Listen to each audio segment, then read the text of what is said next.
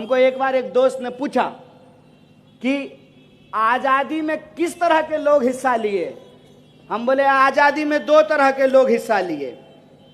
हम आजादी में भाग लिए और आरएसएस वाले आजादी से भाग लिए। और मैं और से का फर्क तो हम पहले भी बता चुके हैं। जब मैं आ रहा था और हमको हमारे कांग्रेस के कुछ वरिष्ठ नेता फ्रीडम पार्क दिखा रहे थे तो मेरे मन में वो आजादी वाली बात याद आ रही थी। जब हम आजादी की बात बोलते थे तो यही लोग व्हाट्सएप पे आपसे पूछते होंगे कि किस चीज से आजादी चाहिए, क्यों आजादी चाहिए, देश तो आजाद हो गया है, फिर आपको किस बात की आजादी चाहिए।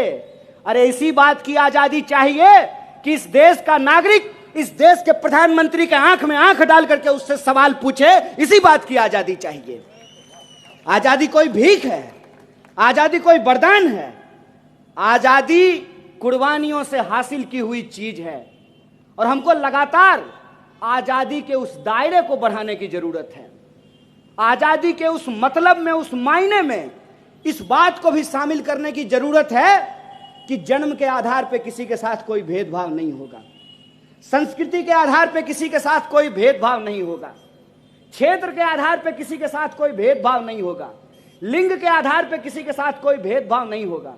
जब संविधान ने हमको बराबर किया है तो हम बराबरी के उस एहसास के साथ, बराबरी के उस अधिकार के साथ हम अपनी जिंदगी को जी सकें।